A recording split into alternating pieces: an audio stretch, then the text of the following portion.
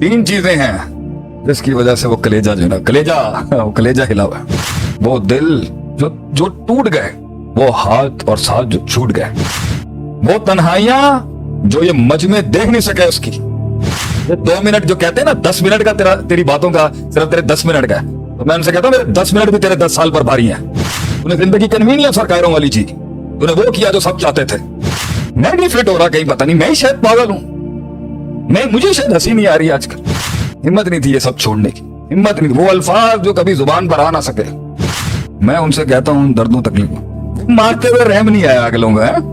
ये तो शेरों की शान है कि उनको मिलता ही है, गीदड़ों की शान के अंदर ये दर्द थोड़ी आता है। तो या मुस्तकबिल का खौफ है जिससे बेचैनी है, फड़फड़ाहट है, मगर एक इमाम, एक लीडरशिप होल्ड करके बैठी, होल्ड।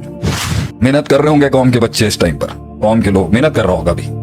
मंजिलों से रस्ते मत मांग, रस्तों को मंजिलें अता करेगा एक दिन तू इंशाल्लाह। मुस्तकबिल के खौफ से कैसे बचे शेख, माजी के गम से कैसे बचे हम उस्ताद जी? ये कहना किसी को गम नहीं आएगा, खौफ नहीं आएगा, फ्रस्ट्रेशन, ये नेचुरल है। अगर तुम अल्लाह वाले हो जाओगे, तुम्हें तकलीफें और गम परेशानी नहीं, ये इस बात पे क्या? No holds barred today for the country. तीन चीजें हैं जिसकी वजह से वो कलेजा जो है ना, वो कलेजा हिला हुआ है। नंबर 1 फ्रस्ट्रेशन है, मुस्तकबिल का खौफ होगा और माजी का गम होगा। और मेरे रब की शान देखें, क्या कुरान दिया मेरे रब ने। अल्लाह कहता है ला खौफुन अलैहिम वला हुम यहज़नून, तुझे खौफ भी नहीं होगा और हज़न या हुज़न, गम भी नहीं होगा। खौफ और हज़न को हमेशा अल्लाह कुरान में साथ लाता है।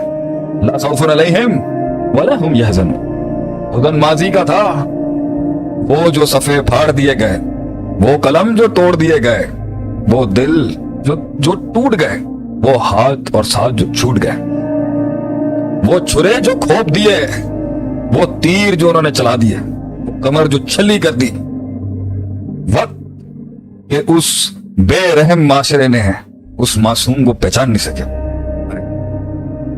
उन खामोशियों में वो दरिया ना देख सके, वो समंदर ना देख सके, वो दरिया उस समंदर की पहचान ना कर सका, वो तूफान जो समंदर के पेट में समा ना सका, वो आंसू जो आंख तक आ ना सका, वो आंख जो रुखसार तक बहा ना सकी, वो तन्हाइयां जो ये मजमे देख नहीं सके उसकी।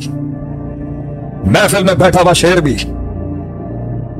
गीदड़ों के अंदर बैठ के बैठा हुआ एक शेर भी अपनी पहचान करा ना सका उस टाइम।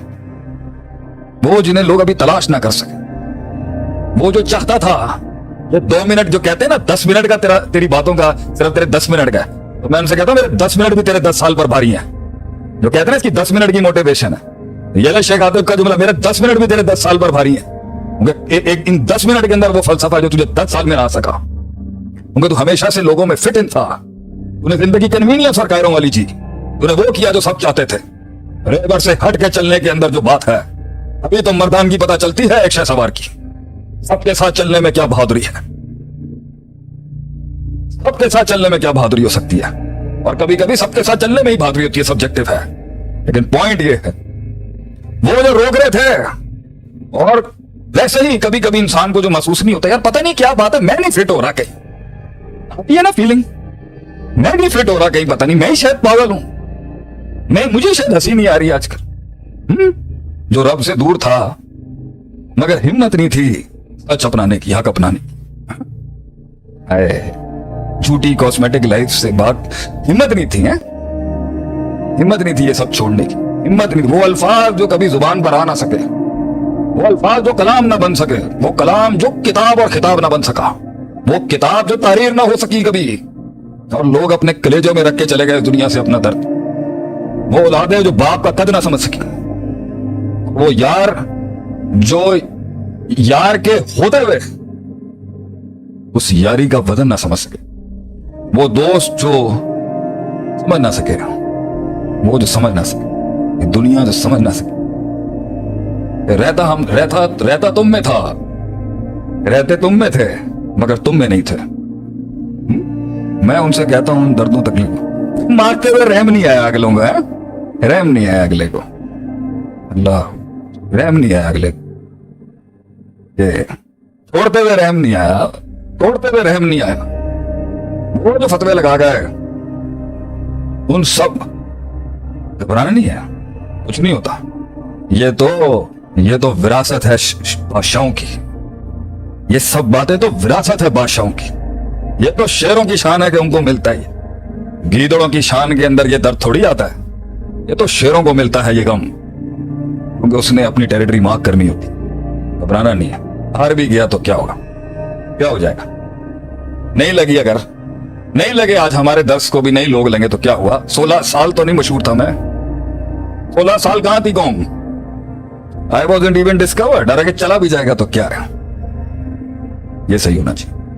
तो या मुस्तकबिल का खौफ है जिससे बेचैनी है, फड़फड़ाहट है, या माजी का गम है जो भुला नहीं सके, या एक गुस्सा और फ्रस्ट्रेशन है तीसरी जो निकाल ना सके। 3 चीजें होंगी अदिल भाई। या गम होगा माजी का जो बार बार तंग करता होगा, या खौफ होगा मुस्तकबिल का जो कदम रोकता होगा, या फ्रस्ट्रेशन होगी जब उनका सब कुछ याद आता होगा और निकालने के लिए, बंदूक में गोली भरने के लिए, कमान में तीर रखने के लिए, हाथ में छुरा उठाने के लिए बड़े बड़े रीजन नहीं चाहिए होते। इतना भी बहुत था जो उन्होंने किया या जो कर गए वापस। मगर एक इमाम, एक लीडरशिप होल्ड करके बैठी। होल्ड। कहते हैं ना, वी कैन ऑलवेज फॉरगिव और वी कैन नेवर फॉरगेट। माफ तो किया जा सकता है, बुलाया नहीं जा सकता बहुत सी चीजों। तो वो फ्रस्ट्रेशन बिल्ड हो रही होगी अंदर। बहुत गुस्सा आ रहा होगा हमारे लोगों को। मेहनत कर रहे होंगे कौम के बच्चे इस टाइम पर, कौम के लोग मेहनत कर रहा होगा अभी, और रहम नहीं आ रहा होगा अगले को।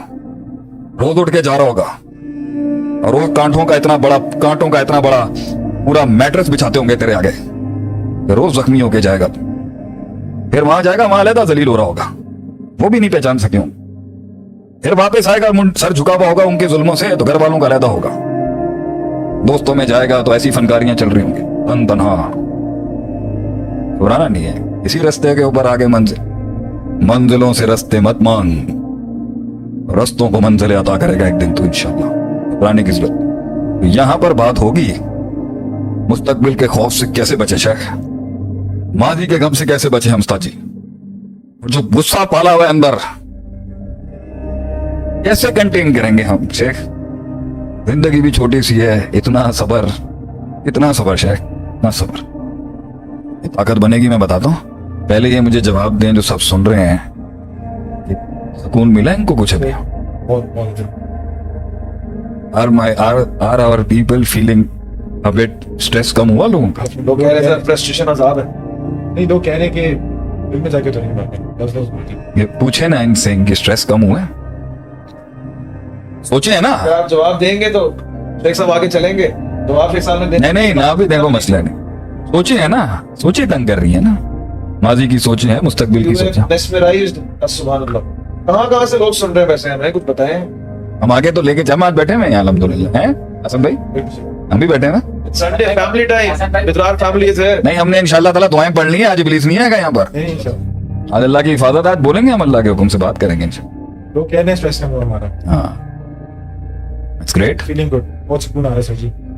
या माजी का गम होगा या फ्रस्ट्रेशन होगी कि निकाला नहीं मैंने अपना आप, जो इन दोनों की बेसिस पर कुछ पल रहा होगा ना। लेकिन शेख देख लिया, ये इसी की परमानेंट स्टेट डिप्रेशन बनेगी, इसी की परमानेंट स्टेट डिसऑर्डर्स बनेगी, मेजर डिप्रेसिव हो, बाइपोलर्स हो, ये इसी की कंटिन्यूटी होनी है।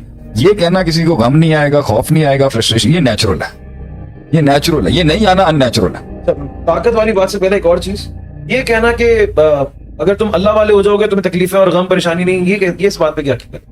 तुम अगर अल्लाह की तरफ आ जाओगे मुश्किलात नहीं आएंगी। उस पर मैं आता हूँ, मैं दीन के आंसर पे बात करूंगा, लेकिन मैं थोड़ा मेडिकल और साइकोलॉजिकल भी आना चाह रहा हूँ।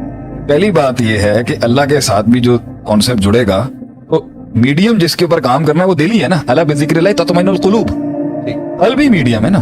अल्लाह के साथ भी दिल को ही ठीक किया जाएगा। दिल है माइंड, आदमी की सोच, वो सोच जो बचपन से पली हुई है, वो सोच जो बचपन से बनी है, वो सोच जो पली है, बड़ी है, और फिर उसके साथ नजरियात जुड़ गए। उन नजरियात के तहत वो दुनिया को देखता है और उसी नजरियात के तहत उसे महसूस होती हैं चीजें। हो सकता है एक चीज उसके लिए अजाब नहीं मगर उसे सवाब समझता है, और एक चीज उसके लिए जज़ा नहीं है उसको सजा समझता है। It's all the perception. जो कुछ सुना गया अल्लाह पाक इस पर अमल करने वाला और आगे लोगों तक पहुंचाने वाला बनाए। मज़ीद इस्लाही बयानात के लिए हमारे YouTube channel Shaikh Atif reminder को सब्सक्राइब करें और वीडियो को लाइक करें। जज़ाकल्लाहु खैर।